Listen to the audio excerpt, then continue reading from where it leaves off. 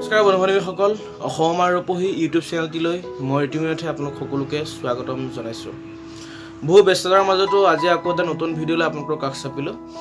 এইখিনিতে মই আগতো কৈছোঁ, আমাৰ এই চেনেলটো খোলাৰ উদ্দেশ্য হৈছে যে অসমীয়া সাহিত্য জগতখন অনুশীলন কৰা আৰু অসমৰ বিষয়ে কিছু কথা আলোচনা কৰা।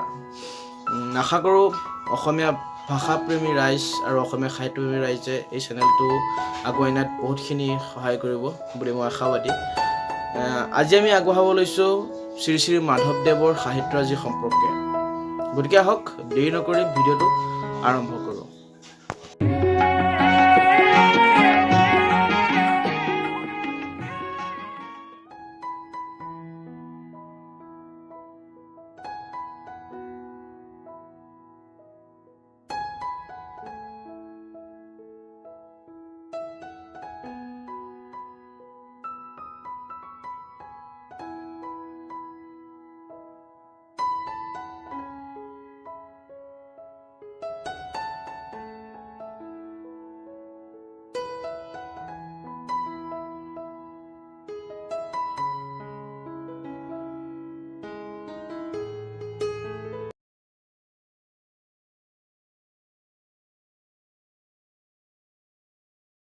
বন্ধু-বান্ধৱীসকল, এয়াই আছিল মহাপুৰুষ শ্ৰী শ্ৰী মাধৱদেৱৰ ৰচনাৱলী।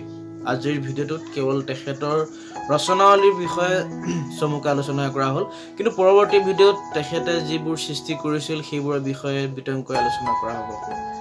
বন্ধু-বান্ধৱীসকল, আমি সৰুতে মহাপুৰুষ শ্ৰীমন্ত শংকৰদেৱ, শ্ৰী শ্ৰী মাধৱদেৱ এওঁলোকৰ বিষয়ে বা এওঁলোকৰ সৃষ্টিৰাজি সম্পৰ্কে পঢ়িছোঁ, কিন্তু কেতিয়াবা আমি পাহৰি যাওঁ, আৰু পাহৰি যোৱাটো স্বাভাৱিক কথা।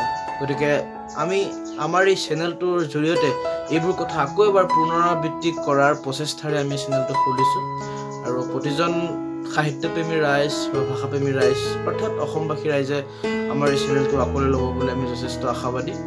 সকলোৱে চেনেলটো আগুৱাই নিয়ক, তাৰেই কামনা কৰি পুনৰ লগ পোৱাৰ আশাৰে আজিলৈ বিদায়। ধন্যবাদ।